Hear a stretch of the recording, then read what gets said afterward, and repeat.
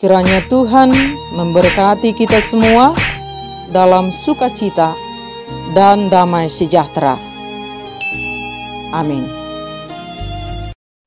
Bapak, Ibu, dan Saudara yang dikasihi oleh Tuhan Yesus Kristus, kiranya sukacita dan damai sejahtera di dalam Tuhan menyertai kita semua. Firman Tuhan yang menjadi renungan bagi kita, Yesaya pasal 40, ayat 21 sampai dengan ayat yang ke-31, demikian firman Tuhan. Tidakkah kamu tahu? Tidakkah kamu dengar? Tidakkah diberitahukan kepadamu dari mulanya? Tidakkah kamu mengerti dari sejak dasar bumi diletakkan? Dia yang bertahta di atas bulatan bumi, yang penduduknya seperti belalang. Dia yang membentangkan langit seperti kain dan memasangnya seperti kemah kediaman. Dia yang membuat pembesar-pembesar menjadi tidak ada, dan yang menjadikan hakim-hakim dunia sia-sia saja. Baru saja mereka ditanam, baru saja mereka ditaburkan, baru saja cangkok mereka berakar di dalam tanah, sudah juga ia meniup kepada mereka, sehingga mereka kering dan diterbangkan oleh badai seperti jerami. Dengan siapa hendak kamu samakan aku? Seakan-akan aku seperti dia, firman yang Maha Kudus. Arahkanlah matamu ke langit dan lihatlah, siapa yang menciptakan semua bintang itu dan menyuruh segenap tentara mereka keluar sambil memanggil nama mereka sekaliannya. Satu pun tiada yang tak hadir, oleh sebab ia Maha Kuasa dan Maha Kuat. Mengapakah engkau berkata demikian, hai Yakub, dan berkata begini, hai Israel, hidupku tersembunyi dari Tuhan dan hakku tidak diperhatikan Allahku.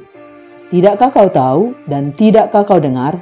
Tuhan ialah Allah kekal yang menciptakan bumi dari ujung ke ujung. Ia tidak menjadi lelah dan tidak menjadi lesu, tidak terduga pengertiannya. Dia memberi kekuatan kepada yang lelah dan menambah semangat kepada yang tiada berdaya. Orang-orang muda menjadi lelah dan lesu, dan teruna-teruna jatuh tersandung. Tetapi orang-orang yang menanti-nantikan Tuhan mendapat kekuatan baru. Mereka seumpama Raja Wali yang naik terbang dengan kekuatan sayapnya. Mereka berlari dan tidak menjadi lesu. Mereka berjalan dan tidak menjadi lelah. Demikian firman Tuhan.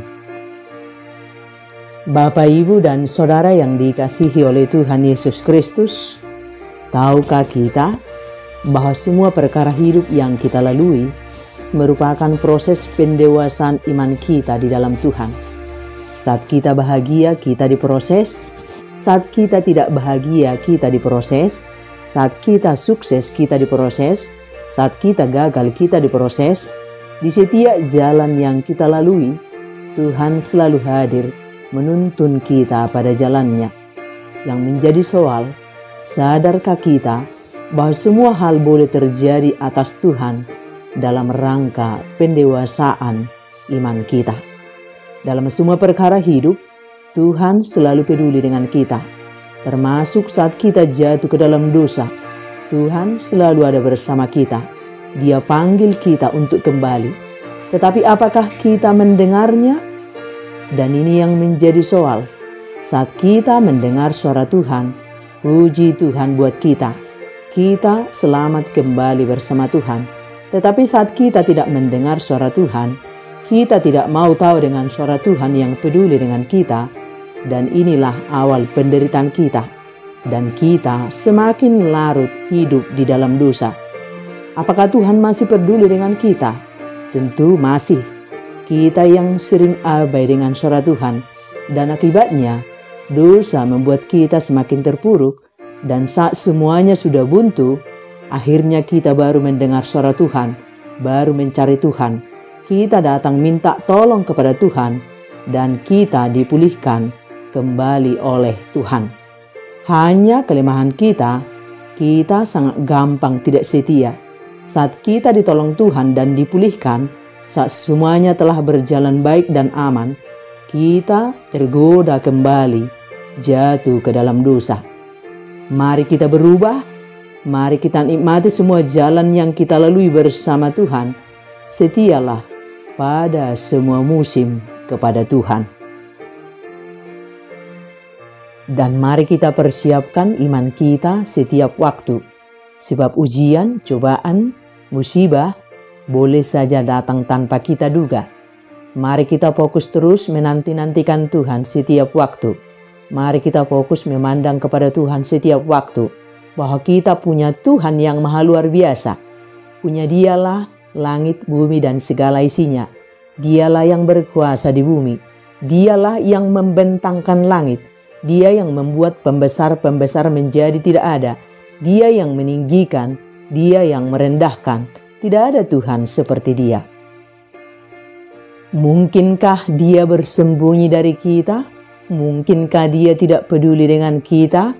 Sebagaimana orang Israel dalam keterpurukan di pembuangan Babel, merasa bahwa Tuhan tidak lagi peduli buat mereka, bahwa Tuhan bersembunyi dari mereka. Betul, cara hidup bangsa Israel yang degil membuat jalan hidup mereka sangat terjal, dan itu cara Tuhan untuk memulihkan mereka. Tuhan selalu peduli dengan bangsa pilihannya. Telinga mereka yang tengil membuat mereka harus diproses Tuhan dengan keras, supaya mereka sadar bahwa mereka punya Tuhan yang maha luar biasa. Dan sebagaimana Tuhan peduli buat bangsa Israel, Dia juga peduli dengan kita. Dia melihat kita semua dengan terang benderang, dengan seluk-beluk hidup yang kita lalui. Secara daging boleh saja kita lemah dan putus pengharapan saat pergumulan hidup yang berat datang menimpa kehidupan kita. Tetapi ingatlah, Tuhan tidak sedang bersembunyi dari hidup kita. Tuhan tidak sedang meninggalkan hidup kita. Itulah cara Tuhan untuk membawa kita kembali kepadanya. Dalam kelemahan kita, dalam keterbatasan kita, dalam sakitnya kita, disitulah kita baru sadar bahwa kita butuh Tuhan dan kita mencari Tuhan dan Tuhan menolong kita. Dan jika saat ini kita sedang berbeban berat, ingatlah Tuhan selalu peduli kepadamu. Dia selalu ada bersamamu. Kamu hanya butuh berserah kepadanya sepenuhnya untuk merasakan kehadirannya, untuk merasakan pelukannya, untuk merasakan kasihnya yang menyembuhkan dan membangkitkan.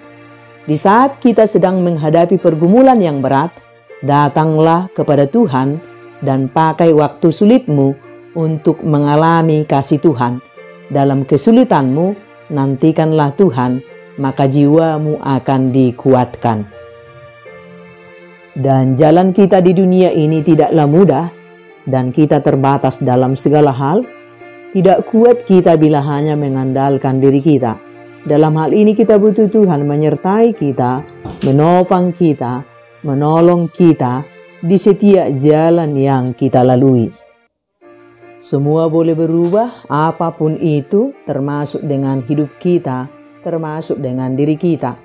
Oleh sebab itu jangan pernah sandarkan hidup kita pada apapun dan kepada siapapun di dunia ini. Bersandarlah pada Tuhan yang kekal, Tuhan yang tidak pernah lelah dengan kita. Dia senantiasa menyapa kita untuk datang kepadanya, supaya kita memperoleh kekuatan dan pengharapan di dalam Tuhan, supaya kita senantiasa menikmati kasih-Nya yang ajaib. Berjalanlah bersama Tuhan, biarkan tangan Tuhan memproses dan memulihkan hidup kita semakin baik, supaya kita semakin serupa dengan Kristus.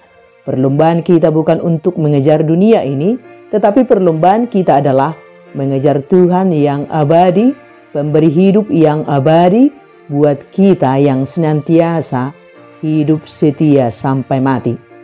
Orang kuat bisa jatuh, orang kaya bisa miskin, tetapi orang yang menanti-nantikan Tuhan diberi kekuatan baru, semangat baru untuk melewati setiap rintangan hidup dan tetap beriman kepada Tuhan. Saat engkau jatuh, semua orang akan meninggalkanmu, tetapi ingatlah, ada satu pribadi yang tidak pernah meninggalkanmu, yakni Tuhan Yesus Kristus.